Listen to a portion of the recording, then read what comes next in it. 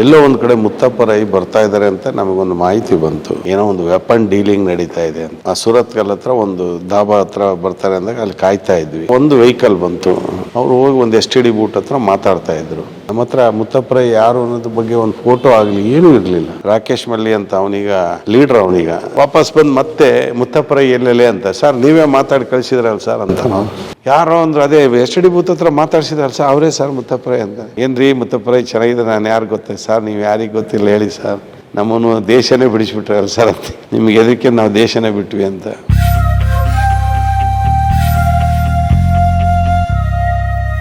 ಸ್ನೇಹಿತರೆ ನಮಸ್ಕಾರ. ಬನ್ನಿ ಒಂದಷ್ಟು ಪೊಲೀಸ್ ಕಥೆಗಳನ್ನು ಕೇಳೋಂಥ ಸ್ನೇಹಿತರೆ. ನಮ್ಮ IPS ಅಧಿಕಾರಿ, ನಿವೃತ್ತ IPS ಅಧಿಕಾರಿಗಳು ರಾಜಪ್ಪ ಸರ್ ಸಿಗ್ತಾರೆ.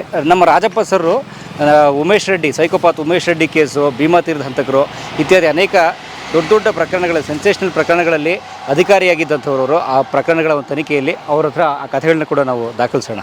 ಸರ್ ನಮಸ್ತೆ ಸರ್, ಹೇಗಿದ್ದೀರಿ ಸರ್? ಚೆನ್ನಾಗಿದೆ. This is our apartment. ನನ್ನಲ್ಲಿ ಒಂದು ಅಪಾರ್ಟ್ಮೆಂಟ್ ಫ್ಲಾಟ್. ಓಕೆ, ಅಂದರೆ ಇದು IPS ಆಫೀಸರ್ಸ್ ಕಾಲೋನಿ? ಇದು ಕಾಲೋನಿ ಅದೇ. ಮೇಲಿರೋದೆಲ್ಲ ಇದು ಬೇರೆ, ಇದು ಅಪಾರ್ಟ್ಮೆಂಟ್ ಬೇರೆ. ದಿಸ್ ಇಸ್ ಬೇರೆ ಅಪಾರ್ಟ್ಮೆಂಟ್, ಬೇರೆ ಅವ್ರದ್ದು. ಹಾಂ ಹಾಂ. ನಾನು ಈ ಒಂದು ಪತ್ರಿಕೆ ನಡೆಸ್ತಾ ಇದ್ದೀನಲ್ಲ. ನೀವು sir? I am editor of this magazine ಆರಕ್ಷಕ ಲಹರಿ. ಇದ್ರದ್ದು 3 ವರ್ಷದಿಂದ ನಾನು ನಡೆಸ್ತಾ ಇದ್ದೀನಿ. ಯಾರಿಗೂ ಗೊತ್ತಿಲ್ಲ ನೋಡ್ರಿ. Monthly paper, monthly magazine. ಇದು ಬರೀ ಪೊಲೀಸರಿಗೋಸ್ಕರ ಮೀಸಲಿಟ್ಟರ ಪತ್ರಿಕೆ. ಬೇರೆ ಯಾರಿಗೂ ಇದು ಇಲ್ಲ. ಬರೀ ಪೊಲೀಸರಿಗಾಗಿ ಪೊಲೀಸರೇ ನಡೆಸುವ ಪತ್ರಿಕೆ ಅಂತಾರಲ್ಲ, ಆ ಥರ ಮಾಡ್ತಾ ಇದ್ದೀನಿ. ಪೊಲೀಸ್ ಲಹರಿ, ಬಂದೂಕಿನ ನಳಿಕೆಯೊಳಗೆ ಅಕ್ಷರ ಕಾವ್ಯ. ಪುಷ್ಪರಾಜ್ ಕಲಕೇರಿ ಅಂತ MA BEd ಮಾಡಿದ್ರು. DC ರಾಜಪ್ಪನವರ ಕಾವ್ಯ ಒಂದು ಅಧ್ಯಯನ. ಸರ್ ನೀವು ಕವಿಗಳು ಕೂಡ? ಹೌದು. ಇಲ್ಲಿ ನನ್ನ ಇವೆಲ್ಲ ಸಮವಸ್ತ್ರದೊಳಗೊಂದು ಸುತ್ತು 1, 2, 3, 4 ಪೊಲೀಸರಿಂದಲೇ 4 ಸಮ್ಮೇಳನಗಳು ಮಾಡಿ ಇವು ಎಲ್ಲ ಪುಸ್ತಕ ಬಂದಿದ್ದಾವೆ. ಇದು ನನ್ನ PhD ಥೀಸಿಸ್ ನಂದು. ಇದು 1ನೇ ಸಂಪುಟ, ಇದು 2ನೇ ಸಂಪುಟ.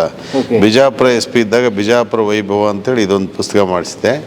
ಬಿಜಾಪುರ ಪೊಲೀಸ್ ಡೈರಿ ಅಂತ ಇದು ಒಂದು ಬುಕ್ಸ್ ಮಾಡಿದೆ. ಇವೆಲ್ಲ ನನ್ನ paper cuttings. Police officer gets PhD, police ಅಧಿಕಾರಿಗೆ PhD, ಅಲ್ಲಿಂದ ಹಿಡಿದು ನೋಡಿ 1991 ಇದು ಗಂಧ.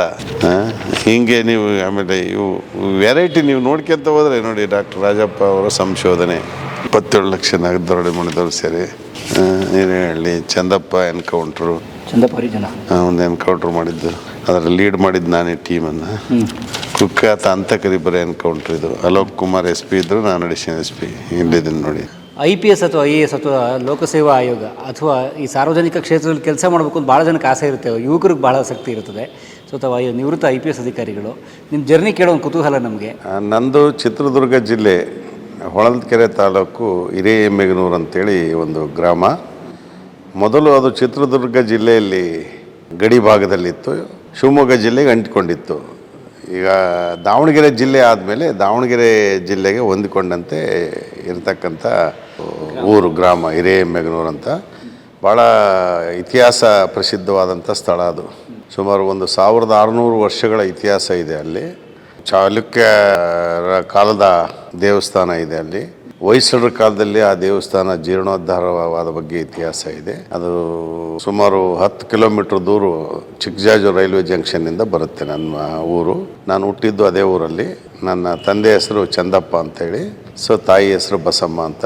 ನಾವು ನಮ್ಮ ತಂದೆಗೆ 3 ಜನ ಮಕ್ಕಳು, ಒಬ್ಬ ಅಣ್ಣ, ಒಬ್ಬ ತಮ್ಮ, ಮತ್ತು 2 ಅಕ್ಕಂದಿರು, 2 ತಂಗಿಯಂದಿರು. ಒಟ್ಟು 7 ಜನರ ತುಂಬು ಕುಟುಂಬದಲ್ಲಿ ಹುಟ್ಟಿದೆವು ನಾನು. ನನ್ನ ಬಾಲ್ಯದ ವಿದ್ಯಾಭ್ಯಾಸ ಎಲ್ಲವನ್ನೂ ನಾನು ನನ್ನ ಹಿರೇಎಮ್ಮೆಗನೂರು ಗ್ರಾಮದಲ್ಲೇ ಪ್ರಾಥಮಿಕ ಮತ್ತು ಮಾಧ್ಯಮಿಕ ಶಾಲೆಯಲ್ಲಿ ಮುಗಿಸಿದೆ. ಆನಂತರ ನಾನು PUCಗೆ ಚಿತ್ರದುರ್ಗಕ್ಕೆ ಬಂದೆ. ನಾನು SLCಯಲ್ಲಿ ಅನುತ್ತೀರ್ಣ ಆಗಿದ್ದೆ, ಫೇಲ್ ಆಗಿತ್ತು SLC. ಅದನ್ನು ಕಟ್ಟಿಕೊಂಡು ಆನಂತರ ಪಾಸ್ ಮಾಡಿಕೊಂಡು ನಂತರ ಚಿತ್ರದುರ್ಗ ಸರ್ಕಾರಿ ಕಲಾ ಕಾಲೇಜಿಗೆ ಸೇರಿಕೊಂಡು ಅಲ್ಲಿ PUCಯನ್ನು ಪ್ರಥಮ ದರ್ಜೆಯಲ್ಲಿ ಮುಗಿಸಿದೆ. ಆಮೇಲೆ ಮೈಸೂರು ಮಹಾರಾಜಾಸ್ ಕಾಲೇಜಿನಲ್ಲಿ ಆಂಗ್ಲ ಭಾಷೆಯನ್ನು ತೆಗೆದುಕೊಂಡು ಐಚ್ಛಿಕವಾಗಿ BA ಮಾಡಬೇಕು ಅಂತೇಳಿ ಬಂದು ಮೈಸೂರು ಮಹಾರಾಜಾಸ್ ಕಾಲೇಜಿಗೆ 1979ನೇ ಇಸ್ವಿಯಲ್ಲಿ ಸೇರಿಕೊಂಡೆ. 79ರಿಂದ 82ರವರೆಗೆ ನಾನು ಅಲ್ಲಿ ಇಂಗ್ಲೀಷನ್ನು ಐಚ್ಛಿಕ ವಿಷಯವಾಗಿ ತೆಗೆದುಕೊಂಡು ಅಲ್ಲಿ ನನ್ನ ಅಧ್ಯಯನವನ್ನು ಮುಗಿಸಿದೆ. ಅಲ್ಲಿ BA ಆದಮೇಲೆ ನಾನು MA ಇನ್ ಇಂಗ್ಲೀಷ್ ಸೇರಿಕೊಂಡೆ. ಸೊ ಅಲ್ಲಿ ನಂದು MA ಇನ್ ಇಂಗ್ಲೀಷ್ ಮುಗಿಸಿದೆ. ಅಲ್ಲಿ ನನ್ನ ನಿರೀಕ್ಷಿತ ಮಟ್ಟದ ಫಲಿತಾಂಶ ಸಿಗದೇ ಇದ್ದರಿಂದ ಮತ್ತೆ ನಾನು ಅದೇ ಮಾನಸ ಗಂಗೋತ್ರಿಯಲ್ಲಿ MA ಇತಿಹಾಸ ವಿಭಾಗಕ್ಕೆ ಸೇರಿಕೊಂಡೆ. ಅಲ್ಲಿ 2 ವರ್ಷ MA ಇತಿಹಾಸ ವಿಭಾಗದಲ್ಲಿ ನಾನು ಅಧ್ಯಯನ ಮುಗಿಸಿ ಆಮೇಲೆ ಅದೇ ವಿಶ್ವವಿದ್ಯಾನಿಲಯದಲ್ಲಿ ನಾನು ನನ್ನ ಹೆಸರನ್ನು ಖಾಸಗಿ ಸಂಶೋಧನಾ ವಿದ್ಯಾರ್ಥಿಯಾಗಿ PhDಗೆ ನೋಂದಣಿ ಮಾಡಿಕೊಂಡೆ. ಮೈಸೂರು ರಾಜ್ಯದಲ್ಲಿ ವಾಣಿಜ್ಯ ಮತ್ತು ಕರಕುಶಲ ಕಲೆಗಳು ಒಂದು ವಿಮರ್ಶಾತ್ಮಕ ಅಧ್ಯಯನ ಅನ್ನೋ ವಿಷಯದ ಮೇಲೆ 1800ರಿಂದ 1881ರವರೆಗೆ ಟಿಪ್ಪುವಿನ ಮರಣಾನಂತರ ಲಾರ್ಡ್ ರಿಪ್ಪನ್ ಬಂದು ಸ್ಥಳೀಯ ಸಂಸ್ಥೆಗಳ ಸರ್ಕಾರವನ್ನು ಮಾಡುವವರೆಗಿನ 81 ವರ್ಷಗಳ ಅವಧಿಯಲ್ಲಿ ಮೈಸೂರು ಜನ ರಾಜಾಶ್ರಯದಲ್ಲಿದ್ದವರು ಎಷ್ಟರ ಮಟ್ಟಿಗೆ ಬ್ರಿಟಿಷರ ಸಾಮ್ರಾಜ್ಯಶಾಹಿ ಮತ್ತು ವಸಾಹತುಶಾಹಿ ಧೋರಣೆಯಲ್ಲಿ ನಲುಗಿ ಹೋದರು ಅನ್ನೋ ವಿಷಯ ಇಟ್ಕೊಂಡು ನನ್ನ ಸಂಶೋಧನೆಯನ್ನು ಪ್ರಾರಂಭ ಮಾಡಿ 86ರಲ್ಲಿ 89ರಲ್ಲಿ ನಾನು ಅದನ್ನು ಸಂಶೋಧನೆಯನ್ನು ಪೂರ್ತಿ ಮುಗಿಸಿದೆ. ಈ ಸಂಶೋಧನೆ ಮಾಡ್ತಕ್ಕಂಥ ಸಂದರ್ಭದಲ್ಲೇ ನಾನು ಹೊಳಲ್ಕೆರೆಯ ಪರಮೇಶ್ವರಪ್ಪ ಪ್ರಥಮ ದರ್ಜೆ ಕಾಲೇಜಿನಲ್ಲಿ ಗುತ್ತಿಗೆ ಆಧಾರದ ಮೇಲೆ ಇತಿಹಾಸ ಉಪನ್ಯಾಸಕನಾಗಿ ಸೇರ್ಕೊಂಡೆ 86ರಲ್ಲಿ. 86ರಿಂದ 88 2 ವರ್ಷ ಅಲ್ಲಿ ಇತಿಹಾಸ ಉಪನ್ಯಾಸಕನಾಗಿದ್ದೆ. ಅದೇ ಟೈಮ್ಗೆ ನನಗೆ ಪ್ರಥಮ ದರ್ಜೆ ಗುಮಾಸ್ತನಾಗಿಯೂ ಆಯ್ಕೆ ಆಯಿತು. ಹಾಗಾಗಿ ಅಲ್ಲಿಂದ ನಾನು ಪ್ರಥಮ ದರ್ಜೆ ಗುಮಾಸ್ತನಾಗಿ ದೊಡ್ಡಬಳ್ಳಾಪುರ BDO ಆಫೀಸಲ್ಲಿ 2.5 ವರ್ಷ ವೃತ್ತಿಯನ್ನು ಆರಂಭಿಸಿದೆ, ಸರ್ಕಾರಿ ನೌಕರಿ 88ಅಲ್ಲಿ. ಬಟ್ ಇನ್ ಬಿಟ್ವೀನ್ 86ರಲ್ಲಿ ನಾನು ಲೆಕ್ಚರರ್ ಆಗಿದ್ದಂಥ ಸಂದರ್ಭದಲ್ಲೇ ನಾನು ಮಾನಸ ಗಂಗೋತ್ರಿಯಲ್ಲಿ MA ಓದುವಾಗಲೇ ಈ ಸ್ಪರ್ಧಾತ್ಮಕ ಪರೀಕ್ಷೆಗಳ ಬಗ್ಗೆ ಸಾಕಷ್ಟು ಮಾಹಿತಿ ಇತ್ತು ನನಗೆ. ಅಲ್ಲಿ ಎಲ್ಲ ಈ ಪರಿಶಿಷ್ಟ ಜಾತಿ ಮತ್ತು ಪರಿಶಿಷ್ಟ ಜನಾಂಗದವರಿಗೆ ಉಚಿತವಾಗಿ KS ಮತ್ತು IASಗೆ ತರಬೇತಿಯನ್ನು ಕೊಡ್ತಾಯಿದ್ರು. ಸೊ ಮಾನಸ ಗಂಗೋತ್ರಿ ಮಹಾರಾಜಾಸ್ ಕಾಲೇಜಿನಲ್ಲಿ ಅದ್ರ ಬಗ್ಗೆ ಮಾಹಿತಿಯನ್ನು ಪಡೆದು ನಾನು SC ಅಲ್ಲದೇ ಇದ್ದರೂ ಸಹ ಆ ಶಾಲೆಯ ಕ್ಲಾಸ್ಗಳಲ್ಲಿ ಹೋಗಿ ಹಿಂದೆ ಕೂತ್ಕೊಳ್ತಾ ಇದ್ದೆ. ನಾನು ಕೂತ್ಕೊಂಡು ಕೇಳ್ತಾ ಇದ್ದೆ. ಅವ್ರಿಗೇನು ಜಾಸ್ತಿ ನಮ್ಗೆ ಯಾರು ರಿಸ್ಟ್ರಿಕ್ಷನ್ ಮಾಡ್ತಾ ಇರಲಿಲ್ಲ. ಆ ಪರಿಶಿಷ್ಟ ವರ್ಗದವ್ರು ಭಾಳ ಕಡಿಮೆ ಜನ ಬರ್ತಾಯಿದ್ರು ಅಲ್ಲಿ ತರಬೇತಿಗೆ. ಸೊ ನಾವು ಹೋಗಿ ಸುಮ್ಮನೆ ಕೂತ್ಕೊಂಡು ಕೇಳ್ತಾ ಇದ್ವಿ. ಆಗ ಈಗಿನಷ್ಟು ನೋಂದಣಿ ಮಾಡಬೇಕು, ಇದನ್ನು ಮಾಡಬೇಕು, ಇಲಾಖೆಯಿಂದ ಸರ್ಟಿಫಿಕೇಟ್ ತಗೊಂಬಂದು ಕೂತ್ಕೋಬೇಕು, ಇಂಥವೇನೂ ಇರಲಿಲ್ಲ. ಹಾಗಾಗಿ ನಾವು ಹೋಗಿ ಕೂತ್ಕೊಂಡು ಅದರ ಲಾಭ ಪಡ್ಕೊಂಡು 3 ಸರಿ KS ಬರೆದು 3ನೇ ಸರ್ತಿಗೆ ನಾನು ಆಯ್ಕೆಯಾಗಿದ್ದು. ಪ್ರತಿ 2 ಸರ್ತಿನೂ ಇಂಟ್ರ್ಯೂ ಬರೋದು ಸಂದರ್ಶನದಲ್ಲೇ ಆಯ್ಕೆ ಆಗ್ತಿರ್ಲಿಲ್ಲ. ಸೊ 3ನೇ ಸರ್ತಿ ನಾನು ಆಯ್ಕೆ ಆಗಿದೆ 86ರಲ್ಲಿ ಆಯ್ಕೆ ಆದರೂ ನಮಗೆ ಆಯ್ಕೆ ಪಟ್ಟಿಯನ್ನು ಯಾರೋ ಪ್ರಶ್ನೆ ಮಾಡಿದ್ರಿಂದ ಅದು ಕೋರ್ಟಿಗೆ ಹೋಗಿ ಅದೆಲ್ಲ ಇತ್ಯರ್ಥ ಆಗಿ ಬರೋದಕ್ಕೆ 3 ವರ್ಷ ಆಯಿತು. ಸೊ ಅಲ್ಲಿಗೆ 90ನೇ ಇಸ್ವಿಯಲ್ಲಿ ನಾನು ಪೊಲೀಸ್ ಇಲಾಖೆಗೆ DYSP ಆಗಿ ಸೇರ್ಕೊಂಡೆ. FDC ಆಗಿದ್ನಲ್ಲ ಅಲ್ಲಿ 2 ವರ್ಷ ಅದು ಮುಗಿಸ್ಕೊಂಡು ನೇರವಾಗಿ DSP ಆಗಿ ನಾನು ಬಂದು ಪೊಲೀಸ್ ತರಬೇತಿ ಶಾಲೆ ಮೈಸೂರಿಗೆ ಸೇರಿಕೊಂಡೆ. ಇದು ನನ್ನ ಪಯಣ. ಎಲ್ಲಿ ಮೊದಲು ಪೋಸ್ಟಿಂಗು? ಇಲ್ಲ, ನಾನು ಪ್ರೊಬೇಷನರಿ DSP ಅಂತೇಳಿ ನಮ್ಮದು 1 ವರ್ಷದ ಮೂಲ ತರಬೇತಿ ಮುಗಿಸಿದ ಮೇಲೆ ಪ್ರೊಬೇಷನರಿ DSP ಆಗಿ ಬೀದರ್ ಜಿಲ್ಲೆಗೆ ಹಾಕಿದ್ರು ನಮಗೆ. ನಾವು 3 ಜನ DSP ಇಬ್ಬರು ಇದ್ವಿ ನಮ್ಮ ಜೊತೆಗೆ. ಸೊ 3 ಜನ ಇದ್ವಿ. ಅದ್ರಾಗ ಒಬ್ಬರು ತರಬೇತಿ ಮುಗ್ದಿರಲಿಲ್ಲ, ಅವ್ರು ಅಲ್ಲೇ ತರಬೇತಿ ಶಾಲೆಯಲ್ಲಿ ಇದ್ದರು. ನಾವು ಉಳಿದು ಇಬ್ಬರು, ಡಾಕ್ಟರ್ ಮಹೇಶ್ ಅಂತ ಒಬ್ಬರು, ನಾನು, ಇಬ್ಬರನ್ನೂ ಬೀದರ್ ಜಿಲ್ಲೆಗೆ ಹಾಕಿದರು. ಬೀದರ್ ಜಿಲ್ಲೆಯಲ್ಲಿ ಸುಮಾರು ನಾವು 3.5 ತಿಂಗಳ ಕಾಲ ಎಲ್ಲ ಪೊಲೀಸ್ ಸ್ಟೇಷನ್ಸ್ಗಳಲ್ಲಿ ನಮಗೆ ಒಂದೊಂದು ವಾರದ ತರಬೇತಿಯನ್ನು ಕೊಡೋರು. ಹಾಗಾಗಿ ಬಾಲ್ಕೇಲ್, ಹುಮ್ನಾಬಾದಲ್ಲಿ, ಔರಾದು, ಕಮಲ್ ನಗರ, ಬೀದರ್ ನಗರ ಇಲ್ಲೆಲ್ಲ ಟ್ರೈನಿಂಗ್ ಮಾಡಿದ್ವಿ. ಅದೇ ಟೈಮಿಗೆ 1991ನೇ ಇಸ್ವಿ ಜನವರಿ ತಿಂಗಳು ಅನಿಸುತ್ತೆ ನನಗೆ, 92 ಜನವರಿ ಕಾವೇರಿ ರೈಟ್ಸ್ ಪ್ರಾರಂಭ ಆಯಿತು. ಆ ಕಾವೇರಿ ರೈಟ್ಸು ಪ್ರಾರಂಭ ಆದಾಗ ಅದು ಅತಿ ವ್ಯಾಪಕವಾಗಿ ಹರಡಿದ್ದು ಮೈಸೂರು ಜಿಲ್ಲೆ ಮತ್ತು ಬೆಂಗಳೂರು ನಗರ. ಸಾಕಷ್ಟು ಹಾನಿಗಳಾಯಿತು. ಅಂಥ ಸಂದರ್ಭದಲ್ಲಿ ನಮ್ಮನ್ನು ಬೀದರ್ ಜಿಲ್ಲೆಯಿಂದ ವರ್ಗಾವಣೆ ಮಾಡಿ ನನ್ನನ್ನು ಮೈಸೂರು ಜಿಲ್ಲೆಗೆ ಹಾಕಿದರು. ಸೊ ನಮ್ಮ ಸ್ನೇಹಿತರನ್ನು ಬೆಂಗಳೂರು ನಗರಕ್ಕೆ ಹಾಕಿದರು. ಸೊ ನಾನು ಮೈಸೂರು ಜಿಲ್ಲೆಯಲ್ಲಿ ಮತ್ತೆ ಅಲ್ಲಿ ಸುಮಾರು 8.5 ತಿಂಗಳ ಕಾಲ ತರಬೇತಿಯನ್ನು ಪಡ್ಕೊಂಡು ಆಮೇಲೆ ನಂದು ಪೋಸ್ಟಿಂಗ್ಸು ಮೈಸೂರು ಸಾಗರಕ್ಕೆ ಮೊದಲನೇ ಪೋಸ್ಟಿಂಗ್ಸ್ ಆ್ಯಸ್ DSP ಆಗಿ. ಮೈಸೂರಲ್ಲಿ ಪ್ರೊಬೇಷನರಿ DSP ಆಗಿದ್ದಾಗ ನಂಜನಗೂಡಿಗೆ ನನಗೆ ಅಟ್ಯಾಚ್ ಮಾಡಿದರು. ನಾನು ಚಾಮರಾಜನಗರ, ನಂಜನಗೂಡು, ಗುಂಡ್ಲುಪೇಟೆ ಎಲ್ಲ ಬರ್ತಾಯಿತ್ತು. ಆವಾಗ ಹರಿಕೃಷ್ಣ ಅಂತ ನಮಗೆ SP ಇದ್ದರು. ಸೊ ಅವರು ನಾನು ಪ್ರೊಬೇಷನರ್ ಇದ್ದಾಗ ಅವ್ರ ಜೊತೆಗೆ ನನ್ನನ್ನು ಕರ್ಕೊಂಡೋಗೋರು ಮಲೆ MMLCಗೆ. ಅವರು ಪ್ರೊಬೇಷನರು ಆಗಿದ್ನಲ್ಲ, ನಾನು ಪ್ರೊಬೇಷನರಿನ ಎಲ್ಲ SP ಗಳು ಅವ್ರ ಜೊತೆಗೆ ಕರ್ಕೊಂಡೋಗಿ ತರಬೇತಿಯನ್ನು ಕೊಡ್ತಾ ಇರ್ತಾರೆ. 2 ತಿಂಗಳಷ್ಟೇ ಇದ್ದೆ ನಾನು ಅವ್ರ ಜೊತೆಗೆ. ಅದಕ್ಕಿಂತ ಮುಂಚೆ ಬಿಪಿನ್ ಗೋಪಾಲಕೃಷ್ಣ ಅಂತ ಇದ್ದರು. ಸೊ ಅವ್ರು ಆದಮೇಲೆ ಇವ್ರು ಬಂದರು. ಇವ್ರ ಜೊತೆಗೆ ನಮ್ಮನ್ನು ವೀರಪ್ಪನ ಆಪ್ರೇಷನ್ ಸಂದರ್ಭದಲ್ಲಿ ಅವ್ರು ಹೋಗಾರಲ್ಲ, ನಮ್ಮನ್ನು ಜೊತೆಗೆ ಕರ್ಕೊಂಡು ಹೋಗೋರು. ಸೊ ಅದೊಂಥರ ವಿಚಿತ್ರ ಆ್ಯಂಡ್ ವಿಶಿಷ್ಟವಾದ ಅನುಭವ ಅಲ್ಲಿ MMLCಯಲ್ಲಿ. ಯಾಕೆಂದ್ರೆ ನಮಗೇನು ಪ್ರೊಬೇಷನರ್ಸು ಏನೂ ಗೊತ್ತಿರಲಿಲ್ಲ. ಸೊ ಅವರು ಬಹಳ ಧೈರ್ಯವಂತರು. ಒಂದು 303 ರೈಫಲ್ ನಮ್ಮ ಕಡೆ ಇದ್ದರೆ ಅವರು ಶಕೀಲ್ ಅಹಮದ್ ಅಂತ ಸಬ್ ಇನ್ಸ್ಪೆಕ್ಟರ್ ಇದ್ದರು. ಅವರಿಬ್ಬರು AK-47 ಹಾಕ್ಕೊಂಡು ಹೊರಟು ಬಿಡೋರು. ಕಾಡಲ್ಲಿ ಕಿಲೋಮೀಟ್ರ್ ನಡ್ಕೊಂಡು ಹೋಗೋರು. ಏನು ಧೈರ್ಯ ಅಂತ ನಡ್ಕೊಂಡು ವಾಕ್ ಹೋಗಿರೋದು ನಾನು ನೋಡಿದ್ದೀನಿ. ನಾನು ಬೈ ಫುಟ್ಟು ಏನೋ ಇನ್ಫಾರ್ಮೇಷನ್ ಐತೆ ಅಂತೇಳಿ ಎಲ್ಲೋ ಒಂದು ಕಡೆ ಯಾಕೆಂದ್ರೆ ಜೀಪ್ ಹೋದ್ರೆ ಗೊತ್ತಾಗುತ್ತಲ್ಲ, ಸೊ ಅಲ್ಲಿ ಬಿಟ್ಟು ಸ್ವಲ್ಪ ದೂರ 1-2 ಕಿಲೋಮೀಟ್ರ್ ನಡ್ಕೊಂಡು ಹೋಗೋರು. ಅಂಥ ಒಂದು ಸಂದರ್ಭನೂ ನಾನು ಅವ್ರ ಜೊತೆಗೆ ಹೋಗಿದ್ದು. ನನಗೆ 2 ತಿಂಗಳು ನಾನು ಮೈಸೂರಲ್ಲಿದ್ದು. 2 ಸರ್ತಿ ಅಲ್ಲಿ ಕರ್ಕೊಂಡು ಹೋಗಿದ್ರು ನಮ್ಮನ್ನು ಅಷ್ಟೇ. ಅವ್ರ ಜೊತೆಗೆ 2 ಸರಿ ಹೋದಾಗ 1 ಸರಿ ಮಾತ್ರ ರಾತ್ರಿ 1.5 ಕಿಲೋಮೀಟ್ರ್ ಕಾಡಲ್ಲಿ ನಡೆಸಿಬಿಟ್ರು. ನಮಗೆ ಭಯ ಆಗ್ತಾನೆ. ನಮಗಿನ್ನೂ ಮದುವೆ ಆಗಿತ್ತು. ಏನಪ್ಪ ಅವನು ಎಲ್ಲಿಂದ ಬಂದು ಹೆಂಗೋ ಹೊಡೆದ್ರೆ ಏನು ಮಾಡಬೇಕು ಅಂತ ಇಂಥ ಒಂದು ಸಂದಿಗ್ಧ ಪರಿಸ್ಥಿತಿಯಲ್ಲಿ ನಾವು ಆ ತರಬೇತಿಯಲ್ಲಿ ಮುಗಿಸ್ಕೊಂಡು ಸಾಗರಕ್ಕೆ ಬಂದೆ. ನಾನು ಸಾಗರ ನನ್ನ ಮೊದಲ ಪೋಸ್ಟಿಂಗ್ಸ್ DSP ಆಗಿ. ಅದು ಸಾಗರ ಅಂದರೆ ಆಗ ಹೊಸನಗರ, ಸಾಗರ, ಸೊರಬ ಮತ್ತು ಶಿಕಾರಿಪುರ 4 ತಾಲೂಕುಗಳು ಒಂದು ಸಬ್ ಡಿವಿಷನ್ಗೆ ಬರೋವು. ಅಲ್ಲಿಗೆ ಆಲ್ಮೋಸ್ಟ್ ಎಲ್ಲ IPS ಅಧಿಕಾರಿಗಳನ್ನು ಹಾಕಾರಲ್ಲಿ ASP ಆಗಿ. ಇವನ್ ಅಲ್ಲಿ ಸಾಂಗ್ಲಿಯಾನ ಕೆಲಸ ಮಾಡಿದ್ದಾರೆ ಸಾಗರ ಸಬ್ ಡಿವಿಷನ್ ASP ಆಗಿ. ಸೊ ಅಲ್ಲಿ ನನಗೆ ಹಾಕಿದ್ರು 92 ಸೆಪ್ಟೆಂಬರ್ಗೆ ಹೋದೆ. 92 ಸೆಪ್ಟೆಂಬರಿಂದ 94 ಫೆಬ್ರವರಿವರೆಗೆ ಅಲ್ಲೇ ಇದ್ದೆ ನಾನು. ಸೊ ಅದು ಬಹಳ ಪೀಸ್ಫುಲ್ ಸಬ್ ಡಿವಿಷನ್, ಅಂಥ ಪ್ರಾಬ್ಲಮ್ ಏನು ಇರಲಿಲ್ಲ ಅಲ್ಲಿ. ಬಟ್ ಈ ಮರಗಳರು ಜಾಸ್ತಿ ಇದ್ರು ಅಲ್ಲಿ. ಈ ಶ್ರೀಗಂಧ ಅಲ್ಲೇ ಕಡಿಮೆ ಆಗಿತ್ತು. ಈ ಬೀಟೆ ಮತ್ತು ತೇಗದ ಮರಗಳನ್ನು ಕಳ್ತನ ಮಾಡಿ ಅವನ್ನೆಲ್ಲ ಈ ಮಂಚ ಮತ್ತು ಫರ್ನಿಚರ್ಸ್ಗಳು ಮಾಡಿ ಬೆಂಗಳೂರಿಗೆ ತಂದು ಮಾರಾಟ ಮಾಡ್ತಕ್ಕಂಥ ಒಂದು ದಂಧೆ ಅಲ್ಲಿ. ಸೊ ಹಾಗಾಗಿ ಕಳ್ನಾಟ ತರೋರು. ಸೊ ಅದನ್ನು ಕೊಂಡ್ಕೊಳಕ್ಕೂ ಒಂದು ವರ್ಗ ಇತ್ತು, ಮಾರೋಕ್ಕೂ ಒಂದು ವರ್ಗ ಇತ್ತು. ಮಾಫಿಯಾ ಅದೊಂದು ಮಾಫಿಯಾ. ಅವಾಗ ಪೊಲೀಸ್ ಅಧಿಕಾರಿಗಳಿಗೂ ಅವರೆಲ್ಲ ಹೋದ್ರೆ ಕಟ್ಟಿ ಹಾಕೋದು, ಹೊಡೆಯೋದು ಇದೆಲ್ಲ ಮಾಡೋರು ಅವರು. ಆ ಹಿನ್ನೆಲೆಯಲ್ಲಿ ನಾವು ಒಂದು ಪೊಲೀಸರು ಸಹ ಅವ್ರಿಗೆ ಸಹಕಾರ ಕೊಡ್ತಾ ಇದ್ವಿ. ಒಂದು ಸಂದರ್ಭದಲ್ಲಿ ನಾನೇ ಅಲ್ಲಿ ಈಸೂರು, ಇತ್ತಲ ಮತ್ತು ಗಾಮ ಅಂತ 3-4 ಹಳ್ಳಿಗಳು ಅಲ್ಲಿ ಭಾಳಷ್ಟು ಈ ಥರದ ಮರಗಳನ್ನು ಸಂಗ್ರಹ ಮಾಡ್ತಾರೆ ಅಂತ ಗೊತ್ತಾಗಿ ಒಂದು ಸರ್ತಿ ನಾನು ಪೊಲೀಸ್ ಅಧಿಕಾರಿ ಇಡೀ ಸಬ್ ಡಿವಿಷನ್ ಆಫೀಸರ್ಸ್ ಕರ್ಕೊಂಡು 1-2-3 KSRP ಕರ್ಕೊಂಡು ಸೊ ಹೋಗಿ ಮರ ಸೀಸ್ ಮಾಡಿದ್ವಿ. ಸುಮಾರು ಒಂದು 300 ಘನ ಮೀಟ್ರ್ ಮರನ ಆ ಕಾಲದಲ್ಲಿ ಸೀಸ್ ಮಾಡಿ ತಂದು ಪೊಲೀಸ್ ಸ್ಟೇಷನಲ್ಲಿ ಹಾಕಿದರೆ, ಮುಂದೆ ಭಾಗದಲ್ಲಿ ಹಾಕಿದರೆ ಜನ ಎಲ್ಲ ಇದೇನು ಸಾಮಿಲ್ಲ ಅಂತ ಕೇಳೋರು ಪೊಲೀಸ್ ಸ್ಟೇಷನ್ ಮುಂದೆ. ಅಷ್ಟು ಮರಗಳು ಲೋಡ್ ಗಟ್ಟಲೆ ಮರ ಅಲ್ಲ. ಸೊ ಆಮೇಲೆ ಅದನ್ನೆಲ್ಲ ನಾವು ಸೀಸ್ ಮಾಡಿದ್ದು ಮರನ ಮತ್ತು ಆಮೇಲೆ ಕೇಸ್ ರಿಜಿಸ್ಟ್ರ್ ಮಾಡಿ ಫಾರೆಸ್ಟ್ ಇಲಾಖೆಗೆ ವಹಿಸ್ಕೊಟ್ವಿ. ನಮಗೆ ಆಗ ಪಾಪ ಅಂದಿನ ಫಾರೆಸ್ಟ್ ಸೀನಿಯರ್ ಆಫೀಸರ್ಸು ನಾವು ಇಷ್ಟೆಲ್ಲ ಒಳ್ಳೆ ಕೆಲಸ ಮಾಡಿದ್ದೀವಿ ಅಂತ ನಮಗೆ ರಿಯಾಯಿತಿ ದರದಲ್ಲಿ ನೀವು ಯಾವ ಮರ ಬೇಕಾದ್ರೂ ಸೆಲೆಕ್ಟ್ ಮಾಡಿಕೊಡ್ರಿ ಅಂತೇಳಿ. ಹೆಂಗೆ ಅಷ್ಟು ಒಳ್ಳೆ ಕೆಲಸ ಮಾಡಿದೆ ಅಂತ ರಿವಾರ್ಡ್ ಟೈಪು ಇದು ಮಾಡಿದ್ರು ನಮಗೆ ಆ ಅಧಿಕಾರಿಗಳು. ಪರಮೇಶ್ವರಪ್ಪ ಅಂತ ಪ್ರಿನ್ಸಿಪಲ್ CCF ಇದ್ದರು. ಸೊ ಅದು ಒಂದು ಮರಗಳನ್ನ ನಾವು ರಾತ್ರಿ ಎಲ್ಲ ಮರ ಕಡಿಯುತ್ತಾರೆ ಅಂದರೆ ನೈಟೆಲ್ಲ ಹೋಗಬೇಕು. ಅಲ್ಲೆಲ್ಲರೂ ಮಾಹಿತಿ ಬಂತು ಅಂದರೆ ಸೊ ಫಾರೆಸ್ಟ್ ಅಧಿಕಾರಿಗಳು ಅಲ್ಲಿ ಭಾಳ ಜನ ಇದ್ದಾರೆ ಸರ್, ನಮಗೆ ಸಮಸ್ಯೆ ಆಗುತ್ತೆ ಅಂತ ನಾವು ಅವ್ರಿಗೆ ಬಂದೋಬಸ್ತ್ ಕೊಡಬೇಕು. ಇದೆಲ್ಲ ಮಾಡ್ತಾಯಿದ್ವಿ. ಬಟ್ ಮ್ಯಾಕ್ಸಿಮಮ್ಮು ಈ ಮರಗಳತನದಕ್ಕೆ ಸಂಬಂಧಪಟ್ಟಂಗೆ ಪೊಲೀಸು ಮತ್ತು ಫಾರೆಸ್ಟ್ ಅಧಿಕಾರಿಗಳು ಸೇರ್ಕೊಂಡು ಸಾಕಷ್ಟು ನಿಯಂತ್ರಣ ಮಾಡಿದ್ವಿ ಅಲ್ಲಿ ಸಾಗರದಲ್ಲಿ. ಅದು ನಾವು ಅಲ್ಲಿ ಮಾಡಿರ್ತಕ್ಕಂಥ ಅತ್ಯುತ್ತಮವಾದಂಥ ಒಂದು ಕೆಲಸ. ಆಮೇಲೆ ಅದು ಶಿವಮೊಗ್ಗ ಜಿಲ್ಲೆ ಅಂದರೆ ಅತ್ಯಂತ ಕೋಮು ಸೂಕ್ಷ್ಮವಾದಂಥ ಜಿಲ್ಲೆ. ಅದರಲ್ಲೂ ಶಿವಮೊಗ್ಗ ಮತ್ತು ಶಿಕಾರಿಪುರ 2 ಕೋಮು ಸೂಕ್ಷ್ಮವಾದಂಥ ಪ್ರದೇಶಗಳು. ಸೊ ನಾನು ಅಲ್ಲಿ DSP ಆಗಿದ್ದಾಗ ಬಂಗಾರಪ್ಪನವರು ಮುಖ್ಯಮಂತ್ರಿಗಳಿದ್ದರು.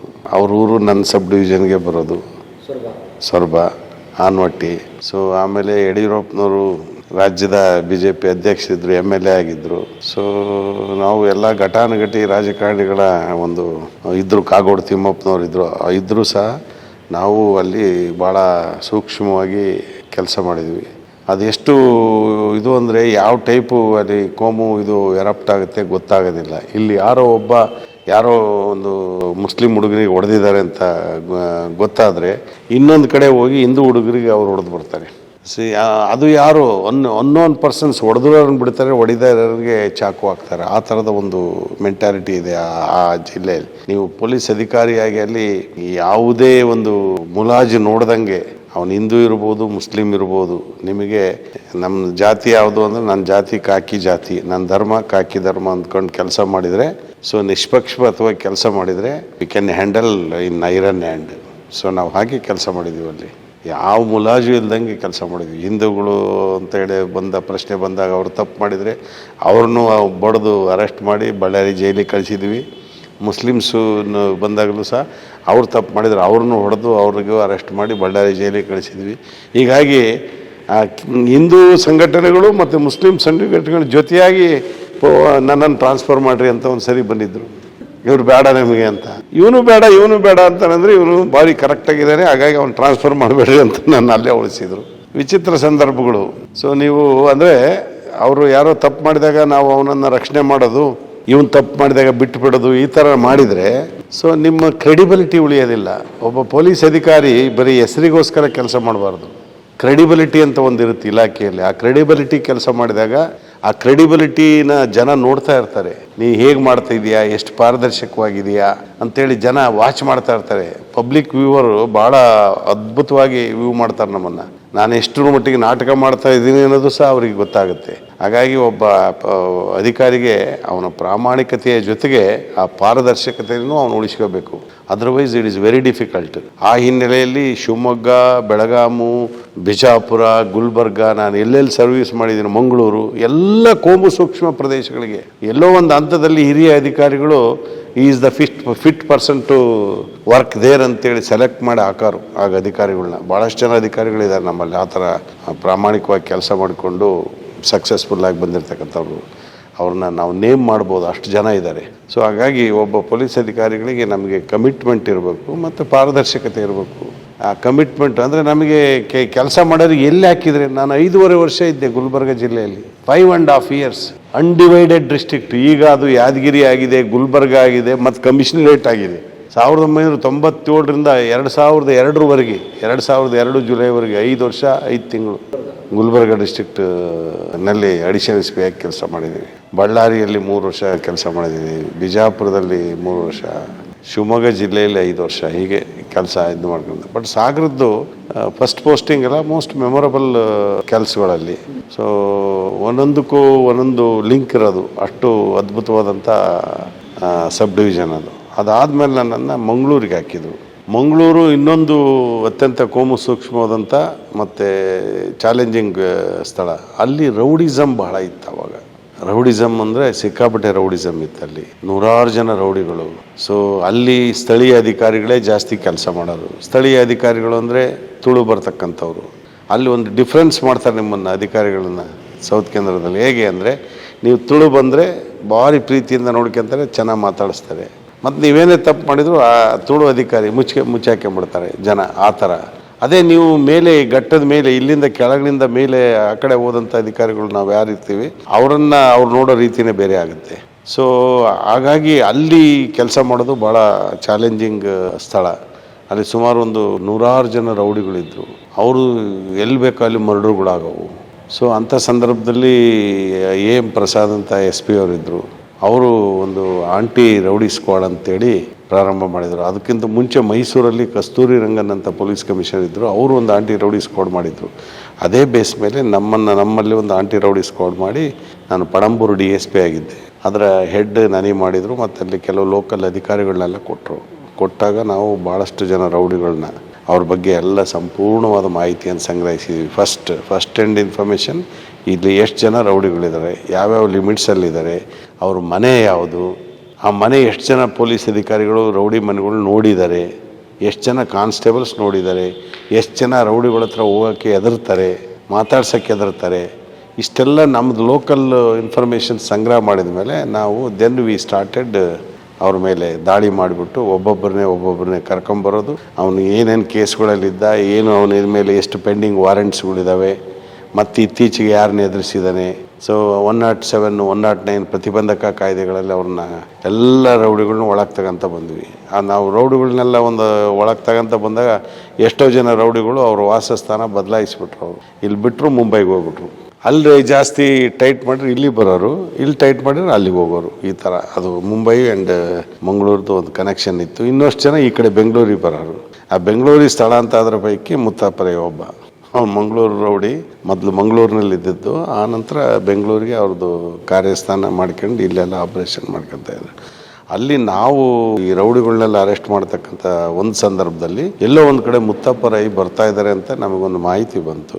ಅವನು ಅವನ ಶಿಷ್ಯರು ಯಾರು ಬರ್ತಾ ಇದ್ದಾರೆ, ಏನೋ ಒಂದು ವೆಪನ್ ಡೀಲಿಂಗ್ ನಡೀತಾ ಇದೆ ಅಂತ ಮಂಗಳೂರಲ್ಲಿ. ಸೂರತ್ಕಲ್ ಹತ್ರ ಅಂತ. ಸೊ ನಾವು ಆ ಮಾಹಿತಿಯನ್ನು ತೆಗೆದುಕೊಂಡು ಆ ಸೂರತ್ಕಲ್ ಹತ್ರ ಒಂದು ಧಾಬಾ ಹತ್ರ ಬರ್ತಾರೆ ಅಂದಾಗ ಅಲ್ಲಿ ಕಾಯ್ತಾ ಇದ್ವಿ. ಸೊ ಆ ಒಂದು ವೆಹಿಕಲ್ ಬಂತು. ಆ ವೆಹಿಕಲಿಂದ ಒಂದು 3-4 ಜನ ಇಳಿದು ಹೋದರು. ಅವರು ಹೋಗಿ ಒಂದು STD ಬೂಟ್ ಹತ್ರ ಮಾತಾಡ್ತಾಯಿದ್ರು. ಆಮೇಲೆ ಇನ್ನೊಂದು ಕಡೆಯಿಂದ ಇನ್ನೊಂದು ಇದು ಬಂತು. ಅಲ್ಲಿ ಆ ವೆಹಿಕಲ್ನ ನಮ್ಮವ್ರು ಹೋಗಿ ಹಿಡ್ಕೊಂಡ್ರು. ಅಲ್ಲಿ ಒಂದು 3-4 ಜನ ಸಿಕ್ಕರು. ಅವ್ರ ಹತ್ರ ಒಂದು 2 ಪಿಸ್ತೂಲ್ ಸಿಕ್ತು. ಸೊ ಅವ್ರನ್ನೆಲ್ಲ ವಿಚಾರಣೆ ಮಾಡ್ತಾಯಿದ್ವಿ. ವಿಚಾರಣೆ ಮಾಡ್ತಾಯಿದ್ದಾಗ ನಾವೇನು ನೋಡಿಲ್ಲ. ಅವಾಗ ನಮ್ಮ ಹತ್ರ ಮುತ್ತಪ್ಪ ಯಾರು ಅನ್ನೋದ್ರ ಬಗ್ಗೆ ಒಂದು ಫೋಟೋ ಆಗಲಿ ಏನೂ ಇರಲಿಲ್ಲ. ಇಲ್ಲ, ನಮ್ಮ ಲೋಕಲ್ ಇದರಲ್ಲಿ ಫೋಟೋನೂ ಸಹ ಏನೂ ಇಲ್ಲ. ನಾವು ಯಾರೂ ನೋಡಿಲ್ಲ. ಅಲ್ಲಿ ಲೋಕಲ್ಲು ಇನ್ಸ್ಪೆಕ್ಟ್ರು ಸಬ್ ಇನ್ಸ್ಪೆಕ್ಟ್ರು ನಮ್ಮ ಜೊತೆಗಿದ್ದರು. ಅವ್ರು ನೋಡಿರ್ಬೋದು, ಬಟ್ ಅವ್ರು ನಾವು ನೋಡಿಲ್ಲ ಅಂತ ನಮ್ಗೆ ಹೇಳ್ತಾರೆ. ಏನು ಮಾಡ್ತೀರಿ? ಸೊ ಹಾಗಾಗಿ ನಾವು ಈ ಕಡೆ ಎಲ್ಲ ಅವನು ವಿಚಾರಣೆ ಮಾಡ್ಕೊಂಡು ಅವನ ಹತ್ರ ಪಿಸ್ತೂಲ್ ಸಿಕ್ಕಾಗ ರಾಕೇಶ್ ಮಲ್ಲಿ ಅಂತ ಅವನೀಗ ಲೀಡ್ರ್, ಅವನೀಗ ಇಂಟೆಕ್ ಲೀಡ್ರ್ ಅವನು ಮಂಗಳೂರಲ್ಲಿ. ಈ ಅಟ್ ಪ್ರೆಸೆಂಟ್ ರಾಕೇಶ್ ಮಲ್ಲಿ ಅಂತ. ಅವನ ಹತ್ರ ವೆಪನ್ ಸಿಕ್ತು. ಅವನ್ನ ಅರೆಸ್ಟ್ ಮಾಡಿ ಕೇಳಿದ್ವಿ ಎಲ್ಲೋ ಮುತ್ತಪ್ರೈ ಅಂತ. ಅದಕ್ಕಿಂತ ಮುಂಚೆ ಏನಾಯಿತು ಅಂದರೆ ಇವನು ಇಲ್ಲ ಅರೆಸ್ಟ್ ವಿಚಾರಣೆ ಮಾಡ್ತಾಯಿದ್ರು. ನಾನು ಅವನು ವಿಚಾರಣೆ ಮಾಡಿ ಈ ಕಡೆಗೆ ಬಂದು STD ಬೂತ್ ಹತ್ರ ಹೋದೆ. ಅಲ್ಲಿ 3-4 ಜನ ಇದ್ರಲ್ಲ, ಯಾರ್ರೀ ನೀವು ಅಂದೆ. ಅವರು ನಮ್ಮ ಪೊಲೀಸರಲ್ಲಿ ಅವ್ರನ್ನ ಅಟ್ಯಾಕ್ ಮಾಡ್ರೆ ಅವ್ರಿಗೆ ಗೊತ್ತಾತಲ್ಲ. ಸರ್ ನಮಸ್ತೆ ಸರ್ ನಾನು ಅಂತ ಏನೋ ಸುಳ್ಳು ಹೆಸರು ಹೇಳಿದರು. ಹಿಂಗೆ ಸರ್ ಮುಂಬೈಯಿಂದ ಬರ್ತಾಯಿದ್ವಿ, ಅರ್ಜೆಂಟು ಏನೋ ಫೋನ್ ಮಾಡೋದಿತ್ತು ನಮಗೆ, STD ಬೂತಲ್ಲಿ ಮಾಡೋಣ ಅಂತ ನಿಲ್ಲಿಸಿದ್ವಿ ಅಂತ. ಹೌದಂತೆ ಎಲ್ಲ ಅವ್ರನ್ನೆಲ್ಲ ನೋಡಿದ್ವಿ, ಚೆಕ್ ಮಾಡಿ ಅವ್ರ ಹತ್ರ ಏನೂ ಇರಲಿಲ್ಲ, ವೆಪನ್ ಯಾವುದೂ ಇರಲಿಲ್ಲಲ್ಲ. ಆಯ್ತು ಹೋಗ್ರಿ ಅಂತ ಬಿಟ್ಟು ನಾನು ವಾಪಸ್ ಬಂದು ಮತ್ತೆ ಮುತ್ತಪ್ಪರೈ ಎಲ್ಲೆಲೆ ಅಂತ. ಸರ್ ನೀವೇ ಮಾತಾಡಿ ಕಳಿಸಿದ್ರಲ್ಲ ಸರ್ ಅಂತ. ನಾವು ಯಾರೋ ಅಂದರು, ಅದೇ STD ಬೂತ್ ಹತ್ರ ಮಾತಾಡ್ಸಿದ್ರಲ್ಲ ಸರ್, ಅವರೇ ಸರ್ ಮುತ್ತಪ್ಪರೈ ಅಂತ. ಏನು ಮಾಡ್ತೀರಿ? ಇಮ್ಮಿಡಿಯೇಟ್ಲಿ ನಾವು ಅಲ್ಲಿಂದ ಅಲ್ಲಿಗೆ 5 ನಿಮಿಷ ಆಗಿತ್ತು. ಅವ್ರ ಮುಂದೆ ಪಾಸ್ ಆಗಿಬಿಟ್ಟಿದ್ರು. ಎಂಟೈರು ಡಿಸ್ಟ್ರಿಕ್ಟ್ ಕಂಟ್ರೋಲ್ ರೂಮಿಗೆ ಮಾಹಿತಿ ಕೊಟ್ಟು ಸರ್ಚ್ ಮಾಡಿ ಅಂತ ಹೇಳಿದ್ವಿ. ಅಷ್ಟರೊಳಗೆ ಅವ್ರು ಯಾವುದೋ ಒಂದು ಕ್ರಾಸ್ ರೋಡಲ್ಲಿ ಹೋಗಿ ಮುಂದೆಲ್ಲ ಚೆಕ್ಕಿಂಗ್ ಇದೆ ಅಂತ ಗೊತ್ತಾಗಿ ಎಲ್ಲೋ ಒಂದು ಮನೆಯಲ್ಲಿ ಆಶ್ರಯ ಪಡ್ಕೊಂಡು ನೆಕ್ಸ್ಟ್ ಡೇ ಹೋಗಿರ್ತಾರೆ ಅವ್ರು. ನಾವು ಒಂದು ಫುಲ್ ಡೇ ಇದು ಮಾಡ್ರು, ನಮಗೆ ಸಿಗಲಿಲ್ಲ. ಬಟ್ ನಾವು registered A case against same fellow Rakesh ಮಲ್ಲಿ and Muthappa Rai. TADA case register ಮಾಡಿದ್ವಿ ಅವ್ರ ಮೇಲೆ. ಕರ್ನಾಟಕದಲ್ಲಿ ಫಸ್ಟ್ ಟಾಡಾ ಕೇಸ್ ಆಗಿದ್ದು ರಾಯಚೂರಲ್ಲಿ, ನಕ್ಸಲೈಟ್ ಯಾರೋ ಒಬ್ಬ ಇದ್ರ ಮೇಲೆ. ಅದಾದಮೇಲೆ 2ನೇ TADA case, first TADA act ಬಂದಾಗ ಕರ್ನಾಟಕದಲ್ಲಿ ದಾಖಲಾದ 2ನೇ ಕೇಸ್ ಇದು. ಅವರು ಕೇಸ್ ರಿಜಿಸ್ಟರ್ ಆಯಿತು. ಆಮೇಲೆ ಟಾಡಾ ಕೇಸ್ ರಿಜಿಸ್ಟರ್ ಆಗಿ ನಾವೆಲ್ಲ ಬೆನ್ನತ್ತಿದ್ವಿ. ಆಮೇಲೆ ಇಲ್ಲಿ ಬೇರೆ ಬೇರೆ ಬೆಂಗಳೂರಿನಲ್ಲಿ ಯಾವ ರೌಡಿಸಮ್ದು ಕೇಸು ಅವು ಇವು ಆದಾಗ ಅವಯ್ಯ ಈ ದೇಶನೇ ಬಿಟ್ಬಿಟ್ಟ. ದುಬೈಗೆ ಹೋಗಿ ಅಲ್ಲಿದ್ದ. ಆಮೇಲೆ 7-8 ವರ್ಷ ಆದಮೇಲೆ ಅವ್ರನ್ನ ಇವರು ಬೆಂಗಳೂರು ಪೊಲೀಸರು ಹೋಗಿ ಎಲ್ಲ ಕರ್ಕೊಂಬಂದರು. ಅದು ಬೇರೆ ಇತಿಹಾಸ. ಆಮೇಲೆ ನಾನು DCP ವೆಸ್ಟ್ ಆಗಿದ್ದಾಗ ಮುತ್ತಪ್ಪ ಆಲ್ರೆಡಿ ಜಯ ಕರ್ನಾಟಕ ಸಂಘಟನೆ ಅಧ್ಯಕ್ಷ ಇದ್ದ. ಸೊ ಯಾವುದೋ ಒಂದು ಫಂಕ್ಷನ್ಗೆ ಹೆಲಿಕಾಪ್ಟ್ರಲ್ಲಿ ಹೂವು ಹಾಕ್ಸ್ಕೋಬೇಕು ಅಂತ ಪರ್ಮಿಷನಿಗೆ ನನ್ನ ತಕ್ಕೆ ಬಂದ. ನಾನು ಕೇಳಿದೆ, ಏನು ರೀ ಮುತ್ತಪ್ಪರೈ ಚೆನ್ನಾಗಿದೆ, ನಾನು ಯಾರು ಗೊತ್ತ ಸರ್? ನೀವು ಯಾರಿಗೆ ಗೊತ್ತಿಲ್ಲ ಹೇಳಿ ಸರ್, ನಮ್ಮನ್ನು ದೇಶನೇ ಬಿಡಿಸ್ಬಿಟ್ರಲ್ಲ ಸರ್ ಅಂತ. ನಿಮಗೆ ಎದಕ್ಕೆ ನಾವು ದೇಶನೇ ಬಿಟ್ವಿ ಅಂತ. ಸೊ ಅಂಥ ಒಂದು ಪರಿಸ್ಥಿತಿಯಲ್ಲಿ ಅವ್ರನ್ನ ಭೇಟಿ ಮಾಡಿದ್ದು ನಾನು.